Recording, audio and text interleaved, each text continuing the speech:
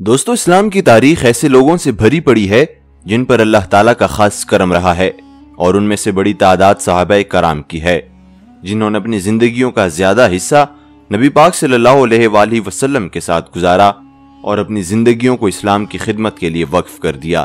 ایسے ہی چند صحابہ کے لیے ان کی زندگی میں ہی جنت کی خوشخبری سنا دی گئی تھی، جن کو عشرہ مبشرہ کہا جاتا ہے۔ دوستو، صحابہ کرام کی اسلام کی خدمت میں بہت اہم کردار رہا ہے، کیونکہ صحابہ نے ہر محاذ پر حضور صلی اللہ علیہ وآلہ وسلم کا ساتھ دیا، اور نہ صرف ساتھ دیا بلکہ اثار و قربانی کی بھی ایسی مثالیں قائم کی کہ دنیا دیکھ کر دنگ رہ گئی۔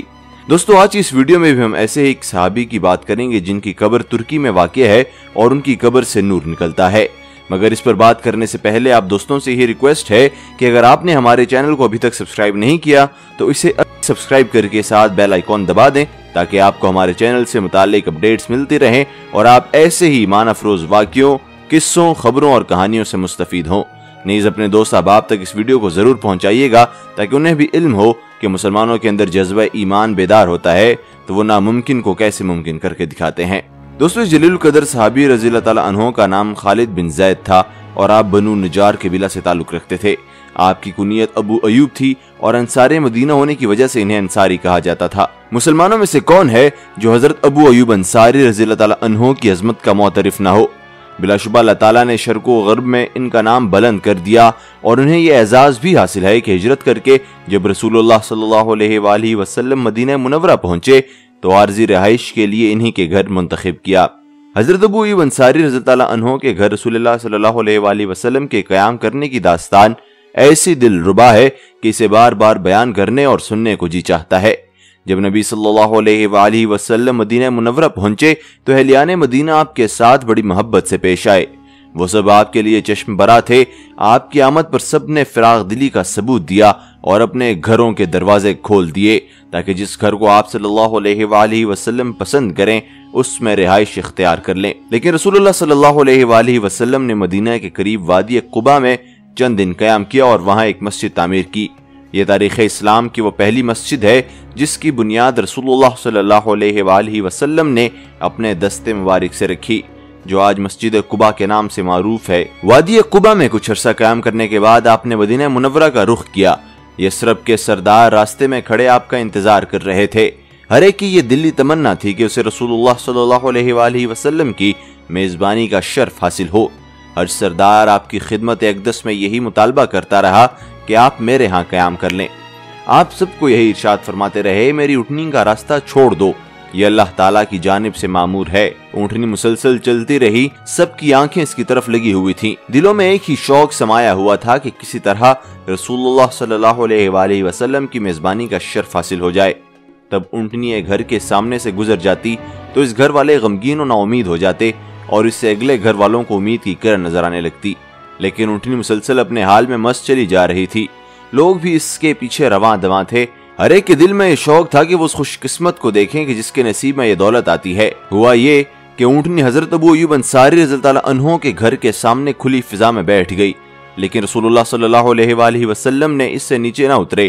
تھوڑے ہی دیر بعد وہ اٹھی اور دوبارہ چلنے لگی، اور رسول اللہ صلی اللہ علیہ وآلہ وسلم کی لگام تھامے ہوئے تھے۔ پھر جلدی ہی دوبارہ اس سے پہلی جگہ پر آ کر بیٹھ گئی۔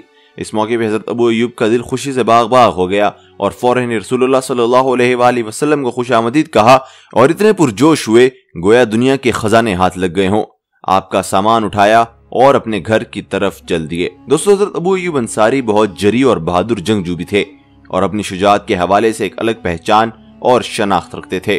آپ رضی اللہ تعالیٰ عنہ کی سیرت طیبہ کا مطالبہ کرنے سے یہ بات واضح ہو جاتی ہے کہ آپ متقی، پرہیزگار، باہمت و بہادر، صبر و استقلال کے پہاڑ اور جذبہ ایمان سے لبریز تھے۔ ابو ایوب انصاری کا شمار اسلام کے جانباز مجاہدین میں ہوتا ہے۔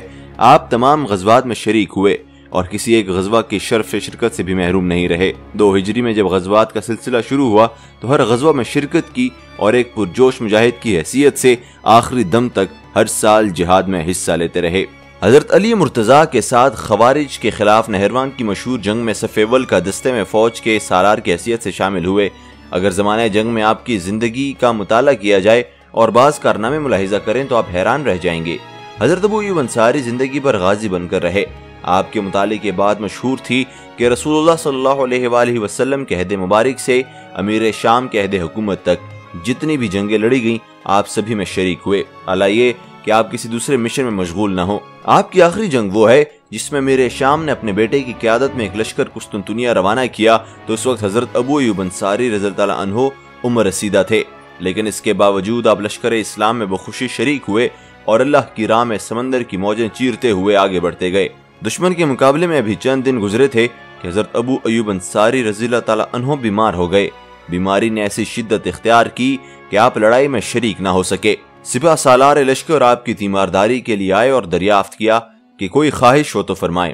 آپ نے ارشاد فرمایا، لشکر اسلام کو میرا سلام کہنا اور مجاہدین سے کہنا کہ ابو ایوب کی تمہیں وصیت ہے کہ دشمن کی سرزمین میں پیش قدمی کرتے ہوئے آخری حد تک جا پہنچنا اور میری لاش کو اپنے ساتھ اٹھائے لیتے جانا اور مجھے قسطنطنیہ کی دیوار کے نزدیک دفن کر دینا۔ یہ الفاظ کہے اور اللہ کو پیارے ہو گئے۔ دوستو، لشکر اسلام نے رسول اللہ صلی اللہ علیہ وآلہ وسلم کے اس جلیل القدر صحابی کی تجویز منظور کرتے ہوئے دشمن پر پے در پے حملے کیے، یہاں تک کہ قسطنطنیہ کی دیواروں تک پہنچنے میں کامیاب ہو گئے، جبکہ حضرت ابو ایوب انصاری رضی اللہ عنہ کے جسد خاکی کو اپنے ساتھ اٹھائے ہوئے تھے۔ دیوار قسطنطنیہ کے سائے میں ان کے لیے قبر کھود دی گئی اور بڑے اعزاز و اکرام کے ساتھ سپرد خاک کر دیا گیا۔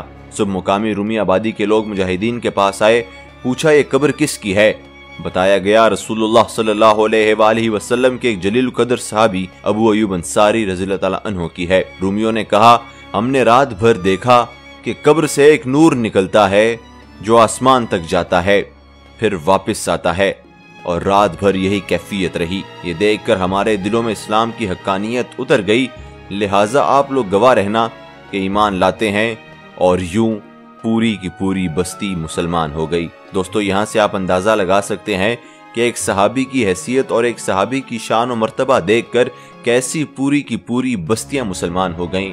دوستو، ابن سعد نے نقل کیا ہے کہ ابو ایوب انصاری کی قبر کا روم میں بہت احترام تھا اور بالخصوص خوشحالی کے ایام میں لوگ وہاں جا کر طلب باران کرتے تھے۔ ابن عبدالربا کے بقول بعد میں ان کی قبر پر ایک گنبد بھی تعمیر کیا گیا۔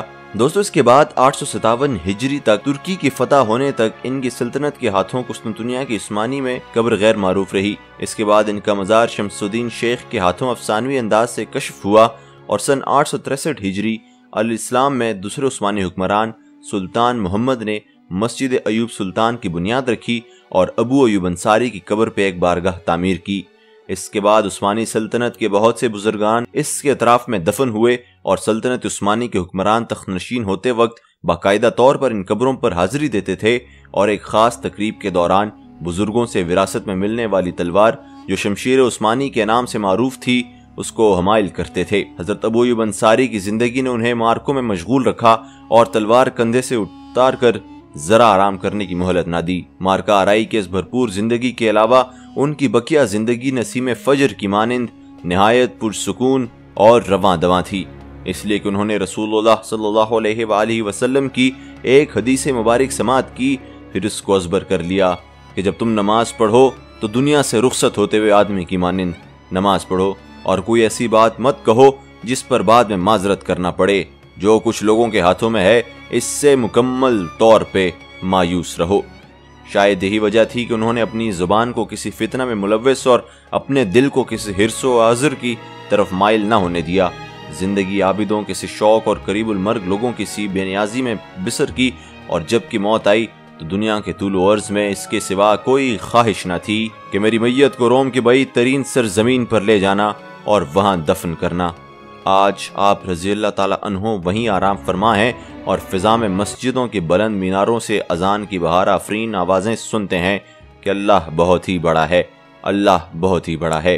آپ کی روح یہ حسین کلمات سن کر اپنے جنتی گھر اور بلند و بالا محل میں یہ جواب دیتی ہوگی، ھذا ما وعدنا اللہ ورسولہ، یہ ہے وہ چیز جس کا اللہ اور اس کے رسول صلی اللہ علیہ وآلہ وسلم نے ہم سے وعدہ فرمایا تھا۔ دوستو، امید کرتا ہوں کہ آپ کو آج کی یہ ویڈیو پسند آئی ہوگی اور آپ بھی حضرت ابو ایوب انصاری رضی اللہ عنہ کی شخصیت، مہمان نوازی، جرت اور بہادری سے بے حد متاثر ہوئے ہوں گے۔